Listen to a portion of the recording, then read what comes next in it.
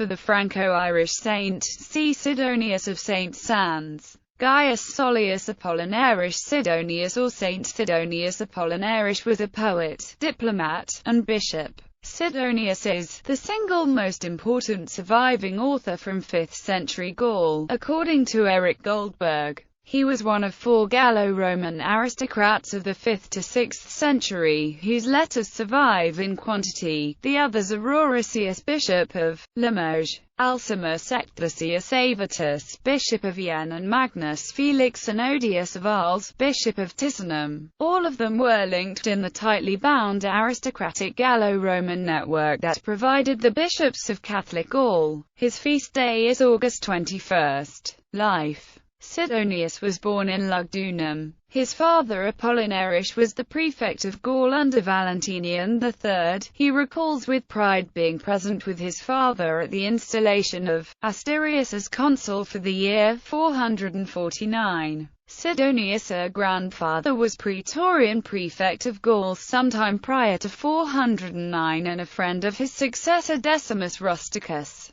Sidonius may be a descendant of another Apollinaris who was prefect of Gaul under Constantine II between 337 and 340. Sidonius married Papionilla, the daughter of Emperor Avitus, around 452. This union produced one son, Apollinaris, and at least 2 daughters. Sidonius mentions in his letters Severina and Rostia, but of third, Alcimus, is only mentioned much later by Gregory of Tours, and Theodore Mommsen has speculated that Alcima may be another name for one of his other daughters. His known acquaintances include Bishop Faustus of Rheims and his theological adversary Claudianus Mamertus. His life and friendships put him in the center of 5th century Roman affairs. In 457 Majoran deprived Avitus of the empire and seized the city of Lyons. Sidonius fell into his hands.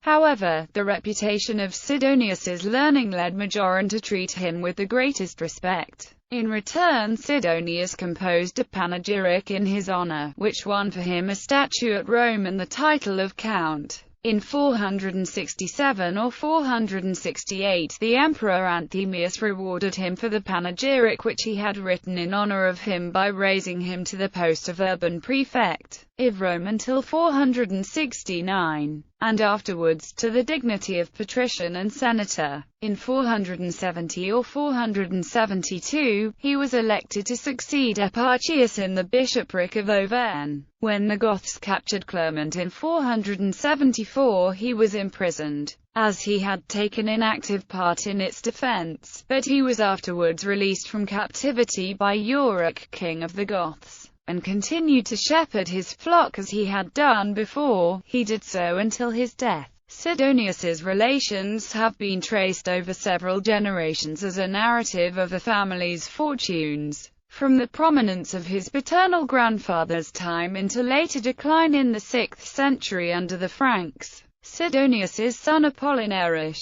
who was a correspondent of Roricius of Limoges, commanded a unit raised in Auvergne on the losing side of the decisive Battle of Vauxhall, and also was Bishop of Clermont for 4 months until he died. Sidonius's grandson Arcadius, on hearing a rumor that the Frankish king Theuderic I had died, betrayed Clermont to Childebert I, only to abandon his wife and mother when Theuderic appeared. His other appearance in the history of Gregory of Tours is as a servant of King Childebert.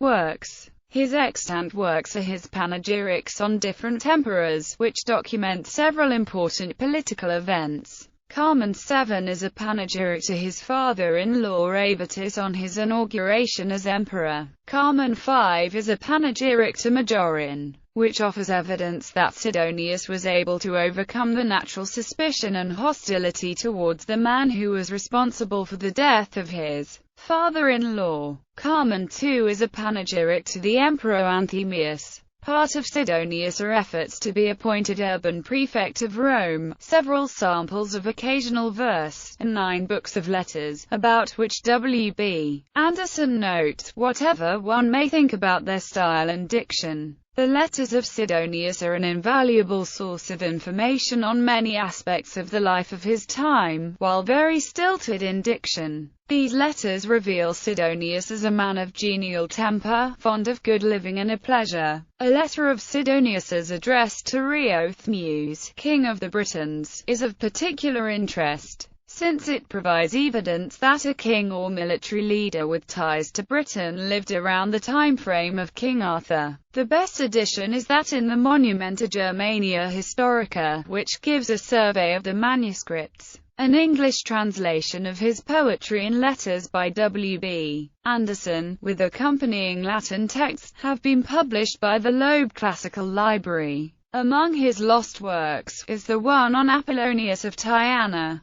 Gregory of Tours speaks of Sidonius as a man who could celebrate Mass from memory and give unprepared speeches without any hesitation.